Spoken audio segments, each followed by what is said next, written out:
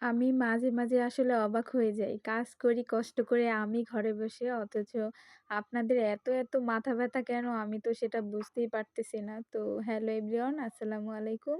Welcome to back to my Farzana. আমার শরীরের condition এতই খারাপ যে আমি ওভাবে যে ভয়েস দেব আমি কিন্তু কিছুদিন যাবতই আমার পেজে কোনো ভয়েস দিয়ে ভিডিও ছাড়ছি না। আমি একদমই অরিজিনাল যে ভয়েসটা আসে রান্না-টান্নার ভিডিও ওগুলোই ছেড়ে দেই। কারণ ভয়েস দেওয়ার মতো স্বাভাবিক পরিস্থিতি শরীরের আমার নাই।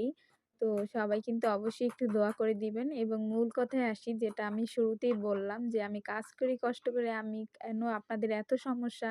তো আমি রিসেন্টলি কিছু কেকের ভিতরে আমি যে জিনিসগুলো লেয়ারে ব্যবহার করি ওটার আমি কিছু রিলস ছাড়ছিলাম। তো ওখানে এভাবে তো আর দেখানো সম্ভব না সবসময়। তো ওখানের আমি কিছু কথা বলি। কথাগুলো হচ্ছে গিয়ে আমি কেকের ভিতরে কেন ভ্যানিলা স্পঞ্জ কেকে আমি কেন চকোলেট ক্রিমটা ব্যবহার করছি, চকোলেট ক্রিমের সাথে কেন উপরে চকোলেটটা ব্যবহার করছি, এসব ধরনের নানান কথা।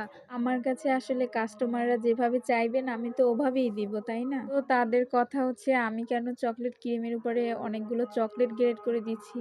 এটা কেন আপনারা বুঝেন না? কেকের ভিতরে আমরা যেমন রসমালাই ফ্লেভারটা এড করি। তো আমি বুঝি না সমস্যা কোথায়? চকোলেট তো।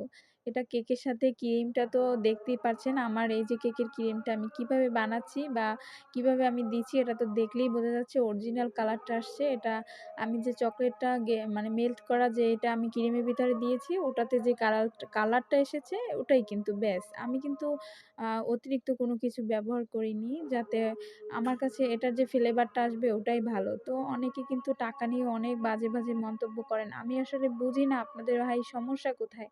আমরা যেতটুকু পারি আমরা কিন্তু ওভাবে বড় কিছু হইনি। তারপরও আমাদের সমালোচনায় আসতে হবে এটা আমি আসলে বুঝতেই পারিনি। এবং আরো একজনের কথাটা বলেছেন যে আমি এই যে সুগার সিরাপটা দিচ্ছি এটা নিয়ে।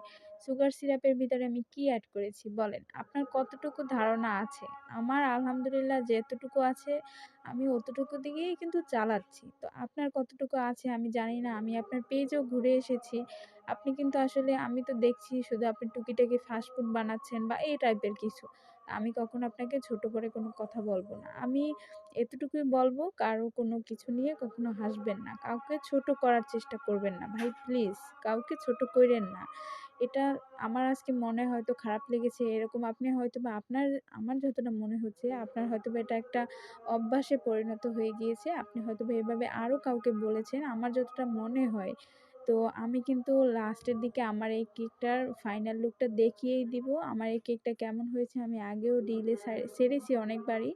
তো আপনি একটু কষ্ট করে দেখে নিবেন আমার লাস্টে কেকটা কেমন হয়েছে। তো ভালো থাকবেন সবাই। এই যে আমার কেকটা আমি লাস্টে দেখিয়ে দিলাম। আমি ওভাবে শুট করতে পারিনি। গরিব বলে কথা। ছোট মানুষ অত কিছু পারি না আমি ভাই। আমার ভুল ত্রুটি হতেই পারে। তো আপনি বলেছেন এতে আমি অনেক বেশি কষ্ট পাইনি। তো সবাই অনেক, অনেক দোয়া রইলো। আল্লাহ হাফেজ।